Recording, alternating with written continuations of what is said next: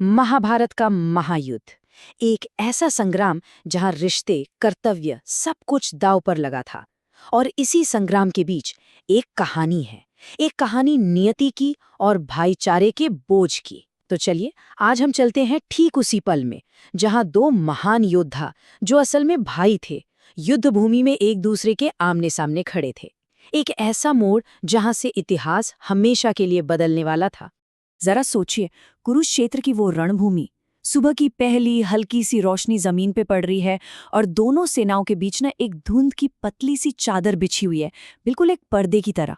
हवा में एक अजीब सी खामोशी है, वो तूफान से ठीक पहले वाली खामोशी, बस वैसी ही जो इशारा कर रही थी कि कुछ बहुत बड़ा होने वाला है। और फिर उसी धुंध से दो परछाइयां निकलकर सामने आती हैं। एक तरफ अर्जुन, हाथ में गांडीव, निशाना साधने के लिए तैयार। चेहरे पर दृढ़ निश्चय तो है, लेकिन दिल में अपनों से ही लड़ने का दर्द भी साफ दिख रहा है।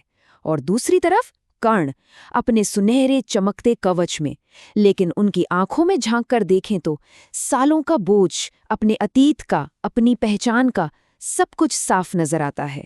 वो दोनों एक दूसरे के ठीक सामने आकर रुकते हैं और उस खामोशी को तोड़ते हुए अर्जुन की आवाज गूंजती है। वो कहते हैं, कर्ण, देखो, भाग्य हमें कहाँ ले आया। हम जो कभी दोस्त हो सकते थे, आज एक दूसरे के दुश्मन बनकर खड़े हैं। सोचिए, उनकी आवाज में कितना दर्द, कितनी मजबूरी रही होगी।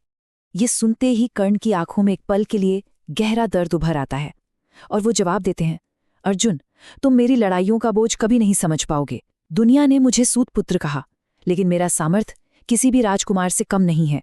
इन शब्दों में सिर्फ जवाब नहीं है, इसमें सालों का अपमान है, अपनी पहचान को साबित करने की एक कभी ना खत्म होने वाली लड़ाई है। और कर्ण के ये शब्द, ये अर्जुन के दिल में किसी तीर की तरह लगते हैं। एक पल के लिए सब कुछ धुंधला हो जाता है, वो युद्ध भूमि, वो सेनाएं, सब गायब।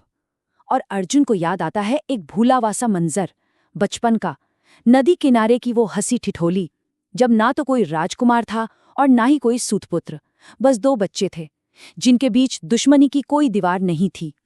लेकिन ये यादों का सिलसिला ज्यादा देर नहीं चलता। सूरज थोड़ा और ऊपर चढ़ता है और तभी युद्ध का शंखनाद गूंज उठता है। वो आवाज उन्हें वापस आज की सच्चाई में खींच लाती है।